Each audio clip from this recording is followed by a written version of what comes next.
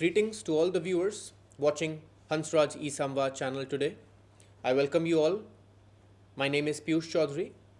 I work as an assistant professor at the Department of English at Hansraj College, University of Delhi. It's good to see you all once again on this lecture. As we know, we have already been covering the GE, Individual and Society, offered by the Department of English across the University of Delhi. A very popular course. It's basically a collection of short stories, poems, anecdotes, essays, articles, which talks about the various aspects of our society. And right now, we are in the next lecture in the topic War and Violence. We have been doing this unit War and Violence. We have completed, till now, we have completed Siegfried Sassoon's Return from the Somme. Then I did Wilfred Owen's very powerful poem, Dulce et Decorum Est. Then I also completed Edna St. Vincent Millet's poem, The Conscientious Objector, which was the third poem that I completed. Now let us come to the fourth poem, a poem which is visibly and markedly, it is very glaringly very different, quite different from the other poems that we have done till now. As we all know, there is this dictum which says that there is power in simplicity. There is a real effectiveness in simplicity. No other poet, perhaps, amongst the various topics, amongst the various units that are prescribed in this paper, it is perhaps no other poet which proves this dictum as aptly and so accurately and so forcefully as Bertolt Brecht himself. A German playwright and a poet who wrote against Hitler at the time when Hitler was in power during World War II. Brecht knew the problems that World War II might cause and the basic problem that war causes to humanity, and that is loss of life, property and values. Hence, therefore, in such a time, he wrote a long collection, a long poem, and amongst that, amongst those long poems, what is prescribed in your syllabus is a few stanzas of that long poem, and the title that is given is General, Your Tank. That is the title of the poem by Bertolt Brecht. So now what I'll be doing is line by line, stanza by stanza I'll be reading. There are just 3 stanzas. It's just a 10 to 12 lined poem. It's a very short poem, but it's very effective. In this poem, Bertolt Brecht shows the horrors of war in very plain, direct terms. And in fact, he makes us think at a much more critical level about the cost of war. Right? So the poet shows the effects of war in a very plain, in a very direct, in a very simple manner. But often, simple is the most effective way of making a point. So what Brecht is doing is that he is using very simple words, to make us think, at a much more higher level. He almost deliberately subverts the meaning so that we as readers of the poetry can think critically about what is being prescribed, about what is written on the paper. So what Brecht does here is that he writes a poem where he shows that, the generals, the powerful generals, the politicians, the warmongers, the bureaucrats, the powerful bureaucrats who are sitting in the comfort of their homes or their lavish offices are not the ones who actually suffer. Rather, it's the soldier on the border fighting on the front, fighting, during the war, in the front, on the war fronts. They are the ones who actually suffer the most. And he is in favor of them rather than the generals who, for a fake sense of honor or for a fake sense of ego, push their, population into the massacres of war. Let me now go on to the poem, and stanza by stanza I'll be covering them. As you can see on the screen, the first line says, General, your tank is a powerful vehicle. It smashes down forests and crushes 100 men. But it has one defect. It needs a driver. Right? So what is the defect? He says that your tank is a powerful vehicle, of course, but it has one defect, and that is it needs a driver. What do we mean by this stanza? So he says that it has one defect, it needs a driver. Because only a correct driver, only a humane driver, only a complete driver, only a human, only a man, anyone who has feelings in him will actually know how to drive that particular tank, right? So there is a defect that it needs a driver.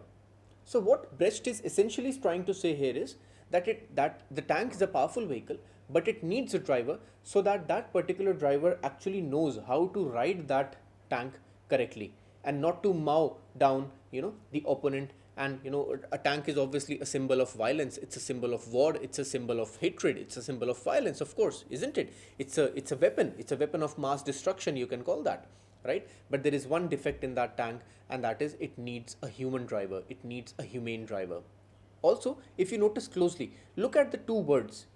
Once it says that it has one defect, it needs a driver, but at the same time it is a powerful vehicle. So you see these two opposing ideas of a vehicle which is very powerful but also it is defected. So Brecht is essentially trying to tell us, he's trying to make us think critically about whether we should actually go for war or not, right? So now come forward, look at the second stanza. General, your bomber is powerful. It flies faster than a storm and carries more than an elephant, but it has one defect, it needs a mechanic, right? So a bomber is basically, if you go back to history, during World War II, Germany used the Luftwaffe bombers, which were very popular. Air warfare was getting more and more popular. So bomber basically means the Luftwaffe. Luftwaffe was actually a German air command. It was a German airplane which was used to throw bombs on the people. So that is the bomber. This is the bomber. It's an airplane. So Brecht says that your bomber can fly faster than a storm. Obviously, jet airplanes are very fast, and it carries weight as heavy as an elephant, right? But it has one defect, and it needs a mechanic.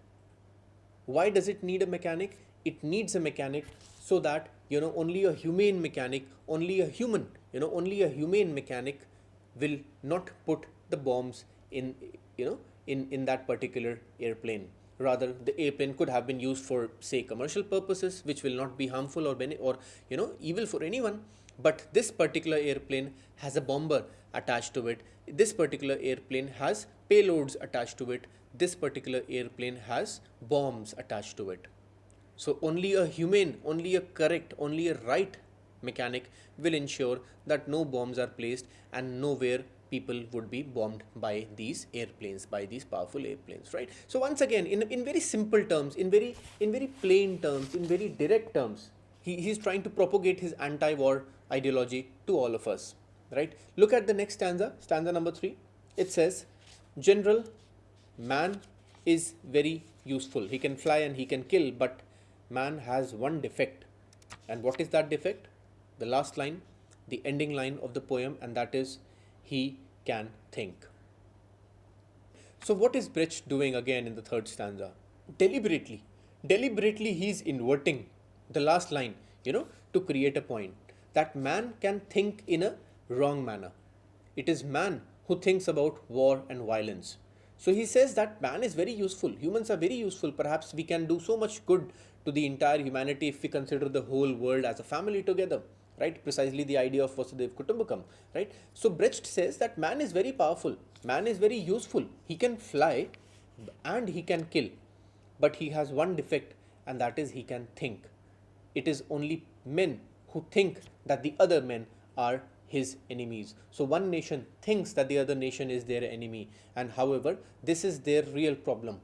So Brecht is in a way attacking the critical thinking of the army of one nation who's attacking the other nation, or who's showing hostile attitude towards the other nation, right? So he inverts the last line in each of the stanzas that you have seen till now, in stanza 1, stanza 2, or stanza 3. You will notice that Brecht deliberately, he inverts the last line to create a much more telling effect, to create a much more, what you can say, a much more deeper effect on the readers, right?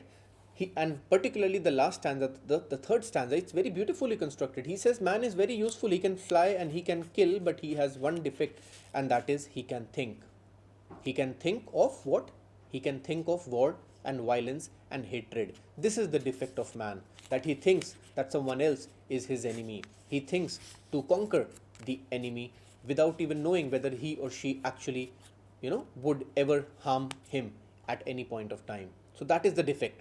So the major defect is thinking. It is thinking which is the defect of man, right? So this is the point that Brecht is essentially, trying to make here. He can think of, putting up air bombers to attack the enemies. He can think of a fellow human being as his enemy. So the entire process, the main cognitive process of man, and that is he can think, that is his defect. So this is the idea that Brecht is trying to show, and in doing so he is basically trying to show the futility of war. He's basically trying to show that war is futile, and it is humans who consider other humans as their enemies, and in turn they try to attack them, they try to defeat them, kill them, and use all sorts of evil machinations to kill them, to annihilate them, and to perpetuate this cycle of violence, and which obviously Brecht is against it, right? So this is the poem, a very effective poem, a very simple poem. It's just 12 lines long, just 3 short stanzas, but this very simple poem makes us realize the larger troubles that lie ahead in front of us, and that is the entire purpose of Brecht. Brecht, as we all know, he was one of the earliest proponents of the alienation effect, the alienation theater. His artistic and his literary capabilities focus more on not entertaining the masses, but rather on making them think, right? So it's not an entertaining poem, but the wordplay, the characteristic wordplay of Brecht is known for inducing critical thinking amongst its readers, and that is precisely what's happening here. It might appear on the surface as a very simple poem, as a very short poem, as a very simple poem, but therein lies the strength. Therein lies the strength of Brecht as a poet, as a dramatist. So this allows Brecht to make the readers think critically about the futility of war, about the problems of war. So this is it. This was the short poem. In the next few lectures, I will be covering the other topics. I'll also be covering Naming of Parts by Henry Reed, which is a very interesting poem. It talks about the various parts of a rifle and the juxtaposition of the violent imagery with the natural imagery, nature in all its pristine glory and its beauty, versus, and juxtaposing nature with the horrors of war, with a rifle which can kill any human being, which can maim any human being, which can it's a symbol of violence, it's a symbol of aggression, it's a symbol of hatred. So, and then you have, so Henry Reed very characteristically juxtaposes the two together. We'll do that in the subsequent lectures. So that is the end of this particular lecture. I hope it gave you some food for thought and allowed you to understand the way Bertolt Brecht actually wrote, and what he expected from the readers, and how he induced their critical thinking capabilities. Thank you so much for joining. I will see you very soon in the subsequent lectures. Thank you. Goodbye. Jai Hind.